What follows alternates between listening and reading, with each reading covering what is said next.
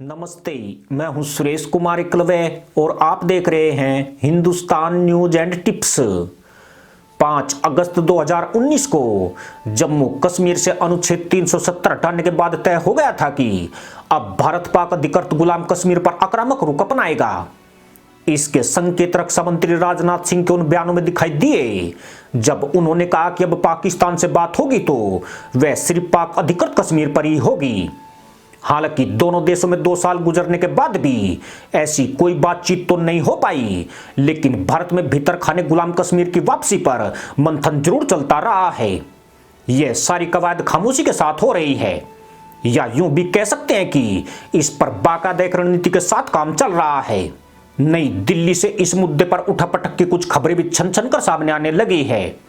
खासकर मोदी सरकार पाकिस्तान द्वारा कब्जा कश्मीर की वापसी पर बहुत गंभीर ही नहीं बल्कि अंदर ही अंदर बहुत ज्यादा सक्रिय है, जिसके बारे में आम भारतीयों से अधिक पाकिस्तान के पास सूचनाएं हैं। भारत जानता है कि पीओके को पाने की संभावना बहुत सीमित है। इसे युद्ध से जरूर वापस लिया जा सकता है, मगर उसे स्थिर रखना फिर भी बड़ी चुनौती बनी रहेगी। इसलिए सेना ने भी युद्ध के विकल्प को फिलहाल अंतिम हथियार के तौर पर बचाकर रखा है। सेना ने राजनीतिक नेतृत्व को पीओके पर ठोस रणनीति बनाने और कूटनीति के फार्मूले से उसे वापस लेने के लिए सुझाव दिया है। इसकी बड़ी वजह यही है कि पाक अधिकृत कश्मीर में पाकिस्तान ने जनसंख्या के बदलाव करने में सफलता पाई है। उसने 4 लाख से ज्यादा पाकिस्तानी मुसलमानों को पीओके के कस्बे और गांव में लाकर बसा दिया है। इन पाक नागरिकों को कश्मीरियत से कोई वास्ता नहीं है, इसलिए इनके लिए गुलाम कश्मीर की कोई अहमियत भी नहीं है। यह लोग सिर्फ कश्मीरियों का उत्पीड़न करने और उन्हें उन्हीं की जमीन पर अल्पसंख्यक करने तो दाखिल हुए हैं। यह पाकिस्तान की इसी साजिश का नतीजा है जो स्थानीय राजनीतिक दल हाशिए पर चले गए हैं और मुस्लिम लीग नवाज व तहरीक इंसाफ जैसी पाकिस्तान की पार्टी का वर्चस्व बढ़ गया है। पीओके में पाकिस्तान के इसी वर्चस्व को खत्म करने के लिए एनएस अजीत डोभाल, गृह मंत्री अमित शाह और विदेश मंत्रालय पिछले 2 साल से काम कर रहे हैं। ऐसी खबर है कि केंद्र सरकार इनके सुझावों के आधार पर पीओके के लिए कुछ घोषणाओं की झड़ी लगा सकती है। आपको यह भी बता दें कि पाकिस्तान सरकार जम्मू कश्मीर के मुसलमान छात्रों को प्रोफेशनल कोर्स जैसे मेडिकल और इंजीनियरिंग की पढ़ाई में स्पेशल कोटा देती है। यह सिलसिला 2022 शुरू हुआ था और 2003 में जम्मू कश्मीर के छात्रों का पहला बैच भी पाकिस्तान गया था। फरवरी 2020 में प्रधानमंत्री इमरान खान ने 1600 कश्मीरी बच्चों को स्कॉलरशिप देने की घोषणा की थी।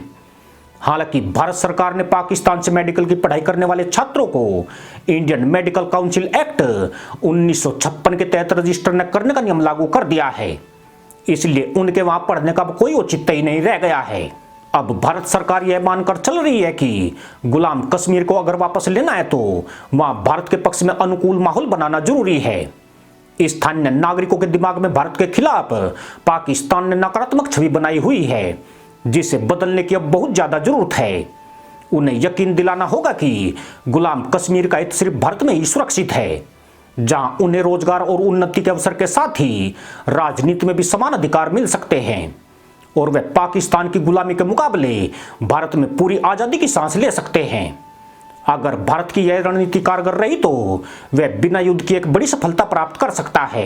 तो सबसे पहली बात यह है कि हमारे जो निज़ामिया हैं ये सुस्त हैं, अवाम चुस्त है, निज़ामिया सुस्त है। इसलिए ये मैं गुजारिश करता हूँ कि सबसे पहली बात ये, यहाँ कोई रेट लिस्ट नहीं है, ना कोई पूछने वाला है।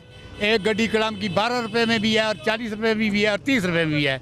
जो हमारे गरीबों की खरीदारी में सिर्फ कलाम ही आया हमारे लिए, और सड़े जले हुए कुलचे आए हुए हमारी सकाफत में।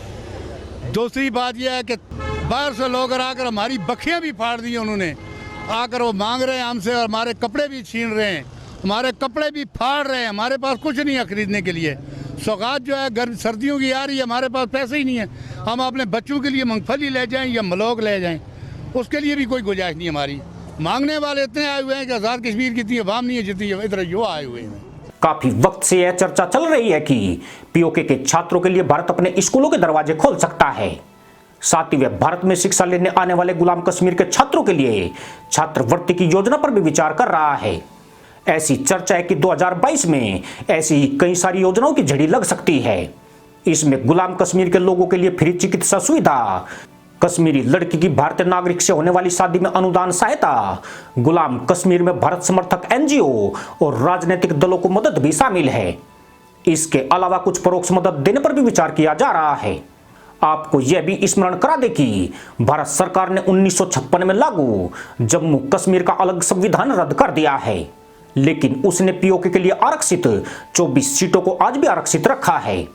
3 दिन पहले ही सरकार ने संकेत दिए हैं कि पीओके से कश्मीर में आकर बसे लोगों के लिए 2 सीटें आरक्षित की जा सकती है। इनमें अधिकतर गैर मुस्लिम आबादी है। यह सब भारत की उसी रणनीति का हिस्सा है जिसे पीओके को केंद्र में रखकर लागू किया जा रहा है। नए परिसीमन के बाद जम्मू कश्मीर विधानसभा में 90 सीटें हो जाएगी, जिसमें जम्मू में 43 सीटें, कश्मीर में 47 सीटें होनी है। इस बार एससी के लिए 7 सीटें और एसटी के लिए 9 सीटें आरक्षित रहेगी। पहले जम्मू कश्मीर में कुल 83 विधानसभा सीटें हुआ करती थी। 24 सीटें पाक अधिकृत कश्मीर के लिए आरक्षित रखी गई है। यानी जिस दिन पीओके भारत का हो जाएगा, यह सीटें फिर कभी खाली नहीं रहेगी। इसी के साथ अनुमति दोस्तों, जय जवान जय किसान जय हिंद वंदे मातरम।